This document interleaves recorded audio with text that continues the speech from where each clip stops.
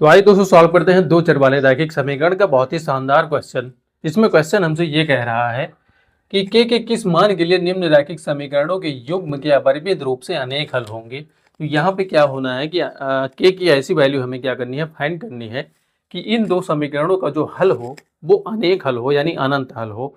तो यहाँ पे मैं आपको बता दूं कि अनंत हल होने के लिए यहाँ पे एक कंडीशन को सेटिस्फाई करना होगा, यानी A1/A2 इज इक्वल टू यहाँ पे होगा B1/B2 इज इक्वल टू यहाँ पे होगा C1/C2।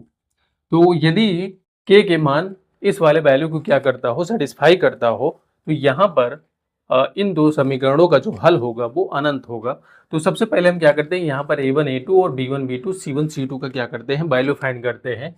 तो यहाँ पे वैल्यू फाइंड करने के लिए हमें क्या करना पड़ेगा, इन दोनों समीकरण को मानक समीकरण से तुलना करना पड़ेगा।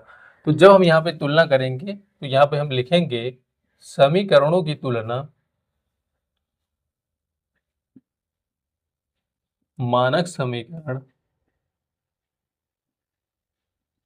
से करने पर। तो जब हम मानक समीकरण से करेंगे तो यहाँ पे हमें जो पहला समीकरण है उससे हमें मिलेगा A1 B1 और C1, और यहाँ पे हमें मिलेगा A2 B2 और यहाँ पे मिलेगा C2। तो जब हम पहले वाले समीकरण की तुलना करेंगे तो यहाँ पे होगा A1 इज इक्वल टू यहाँ पे होगा जो x का गुणांक होगा वो हमारा हो जाएगा A1। यहाँ पे होगा B1, तो जो y का गुणांक होगा वो हो जाएगा हमारा B1। तो जो कांस्टेंट पद होता है वो होता है हमारा C1, तो यहाँ पे हो जाएगा माइनस ब्रैकेट में k-3। इसके बाद में जो हम दूसरे समीकरण की तुलना करेंगे तो यहाँ पे हमें मिलेगा A2 इज इक्वल टू यहाँ पे होगा 12, B2 इज इक्वल टू यहाँ पे होगा जो y का गुणांक है यहाँ पर k है, और यहाँ पे C2 इज इक्वल टू यहाँ पे होगा -k। तो हम क्या करते हैं, इस वाले समीकरण में इस वाले पूरे वैल्यू को क्या करते हैं, रखते हैं। यदि यहाँ पे दोनों मान क्या हो, आपस में इक्वल हो, तो यहाँ पे क्या हो जाएगा, जो k की वैल्यू यहाँ पर आएगी वही हमारा क्या हो जाएगा, आंसर हो जाएगा। तो यहाँ पे हम क्या करते हैं, मान रखते हैं। तो यहाँ पे जो A1 है k है और A2 है 12, तो यहाँ पे हो जाएगा k/12 इज इक्वल टू यहाँ पे B1 3 और यहाँ पे k है, तो यहाँ पे हो जाएगा 3/k इज इक्वल टू यहाँ पे होगा C1 माइनस ब्रैकेट में k-3 अपान में यहाँ पे होगा -k। अब यहाँ पे हमें क्या करना है, इन्हीं भी दो अनुपात को लेके आगे सॉल्व करेंगे तो यहाँ पे हमें क्या मिलेगा, k की वैल्यू मिल जाएगी। तो यदि आप क्या करते हैं, यदि आप इसे और इसे लेते हैं तब भी k की मान आएगा, और यहाँ पर इन दोनों को लेंगे तब भी k की वैल्यू आएगी। तो हम क्या करते हैं, ये छोटा है तो इसे ही ले लेते हैं। तो यहाँ पे हो जाएगा k/12 इज इक्वल टू यहाँ पे होगा 3/k। क्रॉस मल्टीप्लाई करेंगे तो यहाँ पे हो जाएगा k² इज इक्वल टू यहाँ पे हो जाएगा 36।